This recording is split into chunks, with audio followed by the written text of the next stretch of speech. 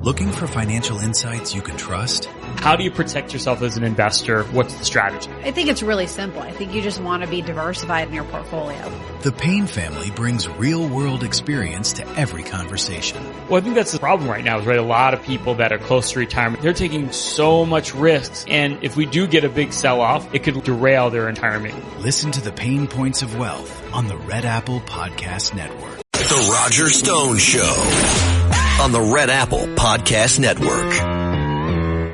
Welcome back.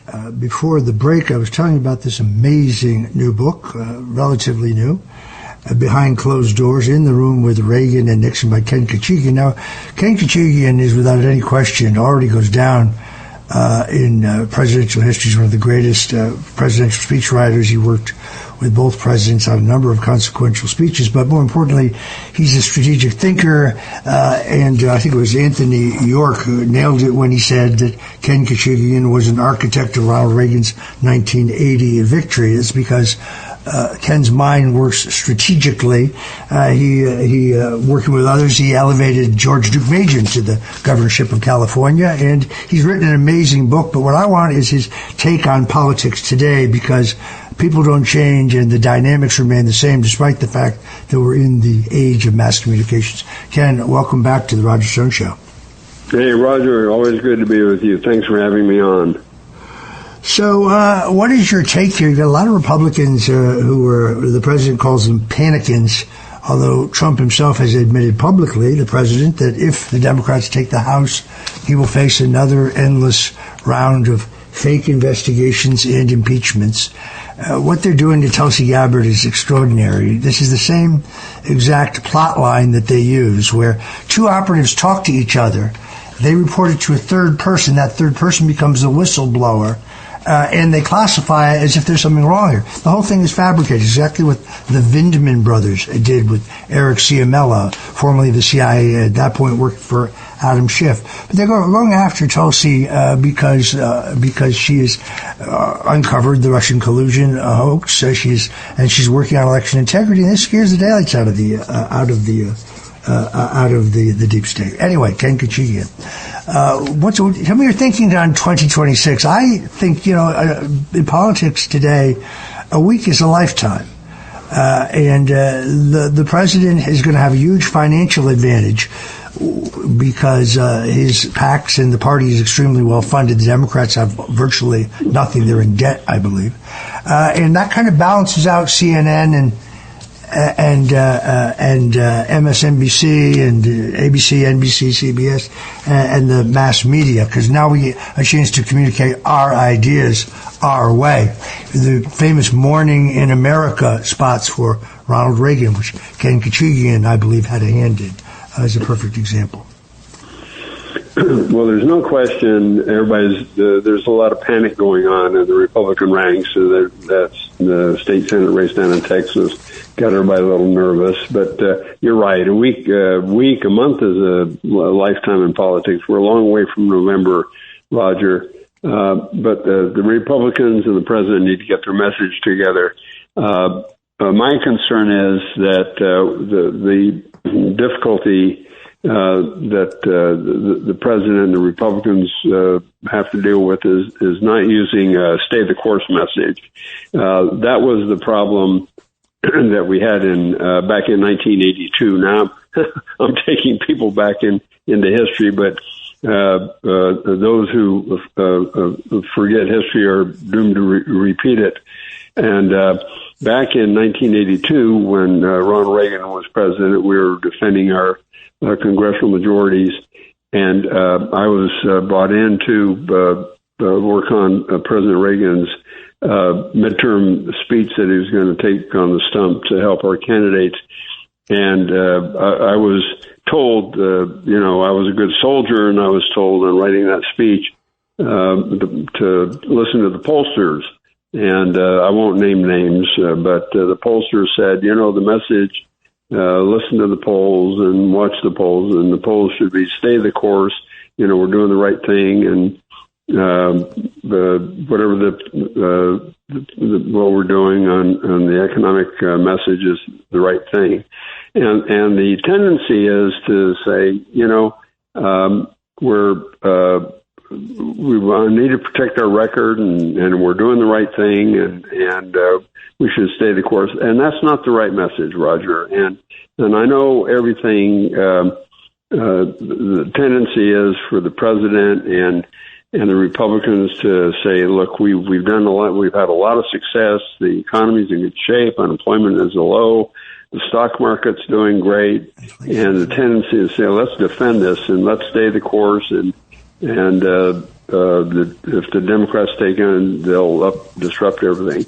But you've got to realize that the electorate don't. When you're on the ends, the outs tend to see things differently, and people are the disruptors are out there, and they're going to be needling the voters and saying, "Look, things aren't so good, and you're paying a little more for your Netflix, and you're paying a little more in the restaurants, and they'll rub a little iodine in the wounds."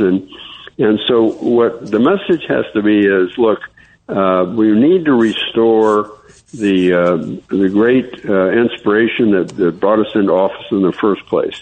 That there's with the Republicans, there's extraordinary hope, there's extraordinary opportunity when you unleash the great the winds of opportunity and capitalism and incentivism and the sources of the low taxes and deregulation that brought us into power, that unleashed the great economy of this great country, and that brought the forces of this America that abroad and at home, that this is a great future that we have ahead of us.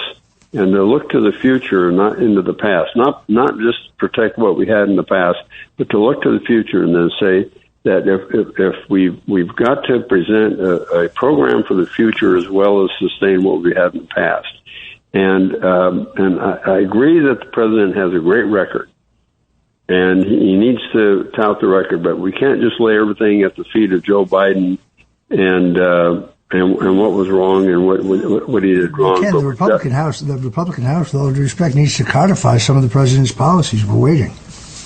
That's right, and they can't be defensive about these things. They've got to look forward, and you've got to say, look, if we don't get these policies put into place, what you're gonna have is AOC and Maxine Waters and these lunatics on the left putting in these negative policies into place, and that these great opportunities that we had that we brought into office in 2024 are going to be lost forever.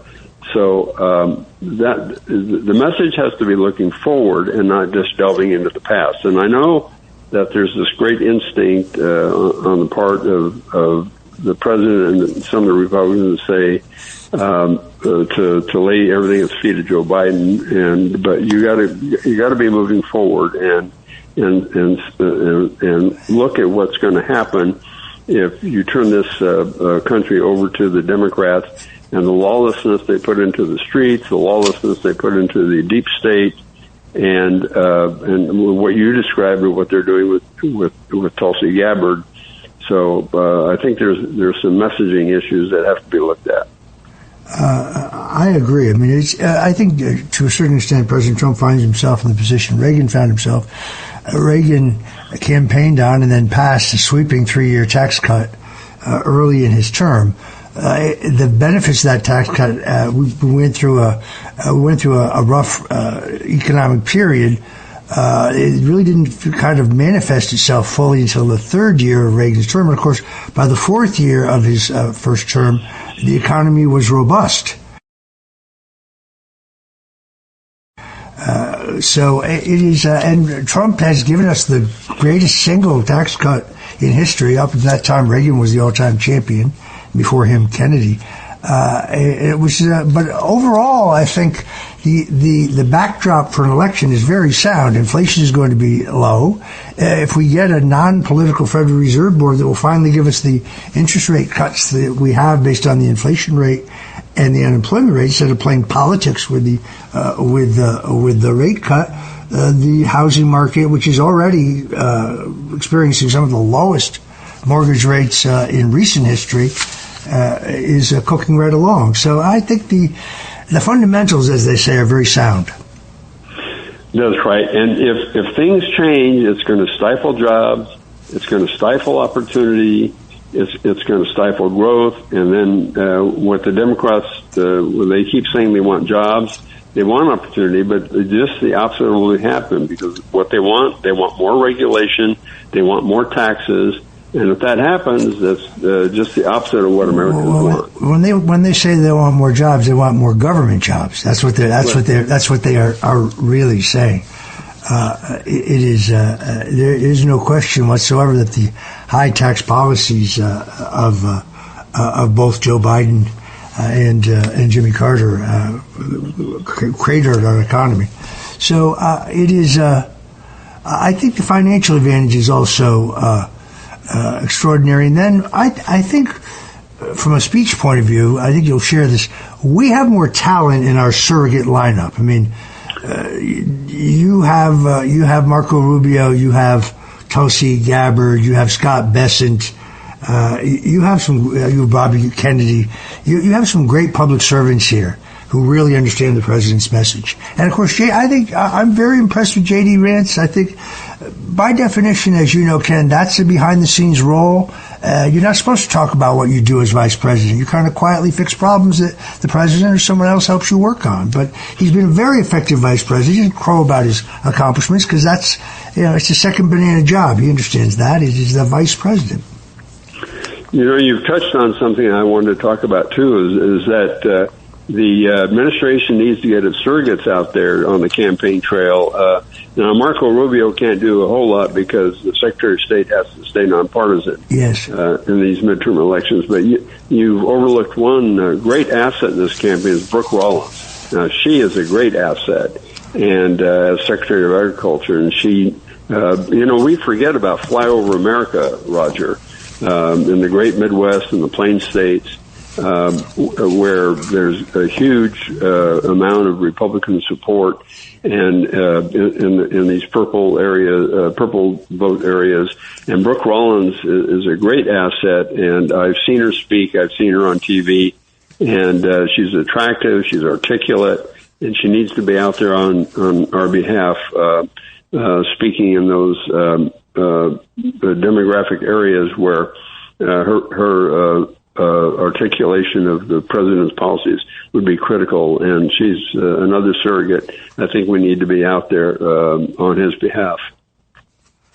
Ken, again, I want to recommend to people your book about your days counseling both Presidents Reagan and Nixon, and your historic role in Reagan's rise and helping Nixon deal with the aftermath of Watergate. Is an extraordinary chance to look inside the process. You kept diaries.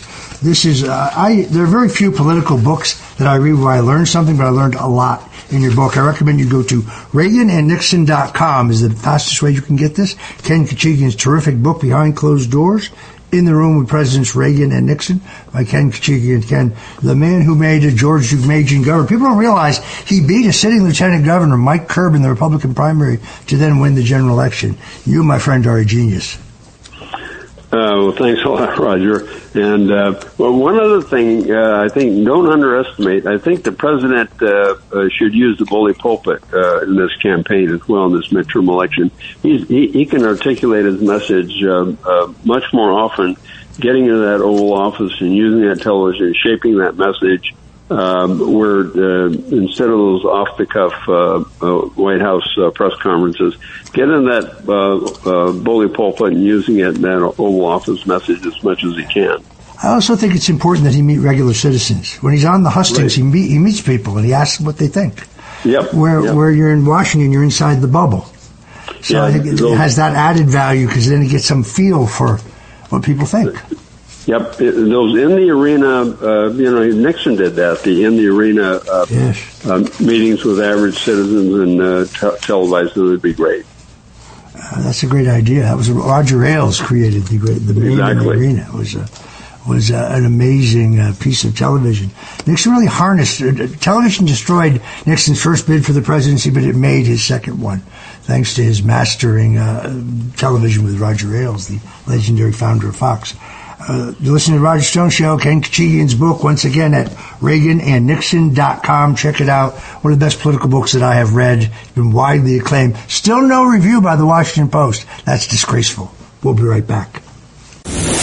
Thanks for listening to The Roger Stone Show. You can hear The Roger Stone Show Sunday afternoons at 3. If you like the podcast, share it with your friends and listen anytime at WABCRadio.com and download the WABC Radio app. Hit that subscribe button on all major podcast platforms. Plus, follow WABC on social on Instagram, TikTok, Facebook, and X. See you next time for a new episode so you never have to wonder, what the heck is going on here? Looking for financial insights you can trust? How do you protect yourself as an investor? What's the strategy? I think it's really simple. I think you just want to be diversified in your portfolio. The Payne family brings real-world experience to every conversation. Well, I think that's the problem right now is, right, a lot of people that are close to retirement, they're taking so much risks. And if we do get a big sell-off, it could derail their retirement. Listen to the Pain Points of Wealth on the Red Apple Podcast Network.